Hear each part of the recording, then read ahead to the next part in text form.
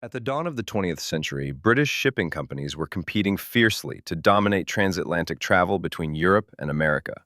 In 1907, businessman Joseph Bruce Ismay, managing director of the White Star Line, decided to build the three largest and most luxurious ships the world had ever seen. He wanted them to be a symbol of British industrial power, surpassing his rival, Cunard Line. He named the project's ships Olympic, Titanic, Britannic. The Titanic was the largest of them all, 269 meters long, as tall as an 11-story building, and weighing over 46,000 tons. It was built in the shipyards of Harland and Wolff in Belfast, Ireland. Construction took more than 2 years and involved over 15,000 workers. The Titanic was a marvel of engineering. Her massive engines generated 46,000 horsepower. Her hull was divided into 16 watertight compartments, which supposedly made her unsinkable. She featured luxury restaurants, music lounges, a Turkish bath, a gymnasium, and even a library. Thus, she was called the ship that couldn't sink. On the morning of April 10th, 1912, the Titanic departed from Southampton, England, bound for New York City. On board were more than 2,200 people, including passengers and crew. Passenger classes: first class, the wealthy; businessmen, celebrities, and politicians; second class, engineers, teachers, and middle-class travelers; third class, poor immigrants seeking a new life in America. Famous passengers included John Jacob Astor IV, one of the richest men in the world; Benjamin Guggenheim, an American millionaire; Molly Brown, who later became a symbol of courage and survival. The Titanic sailed through the English Channel, then to France, Ireland, and finally into the vast Atlantic Ocean.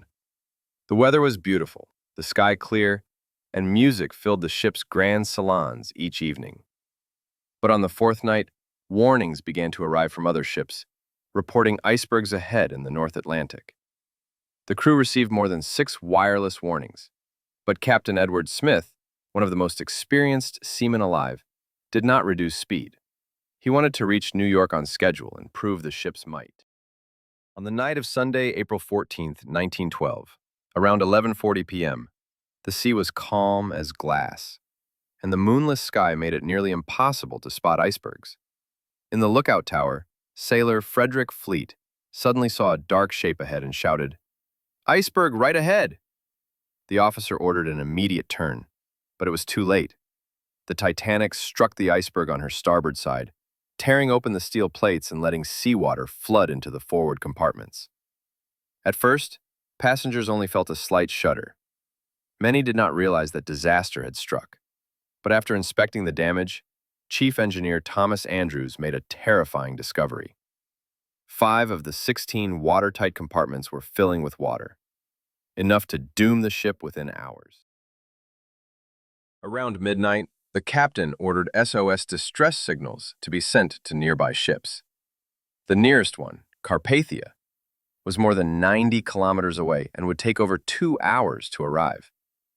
The crew began lowering lifeboats, but, to everyone's shock, the enormous Titanic carried only 20 lifeboats, enough for about 1,200 people out of the 2,200 on board.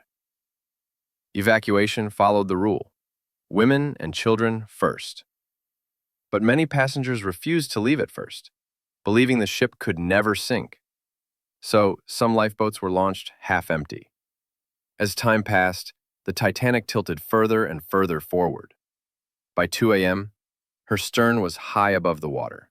Thomas Andrews, the ship's designer, stayed on board helping others until the end. The band continued playing music to calm the passengers. Their final song was the hymn, "Nearer, My God, to Thee." Benjamin Guggenheim dressed in his finest clothes and said, "We are dressed in our best and prepared to go down like gentlemen." At 2:18 a.m., the ship broke in two. One part sank immediately, while the other remained upright for a few moments before disappearing into the icy darkness. The water was -2 degrees Celsius. Anyone who fell in froze to death within 15 minutes. Around 4 a.m., the Carpathia arrived, more than 2 hours too late. She rescued only 705 survivors, mostly women and children. The rest either drowned or died from hypothermia. Among the dead were Captain Smith, Thomas Andrews, and hundreds of poor immigrants who never had a chance to reach the lifeboats. When the Carpathia reached New York, the whole world was in shock. Newspapers across the globe proclaimed, "The ship that couldn't sink has sunk."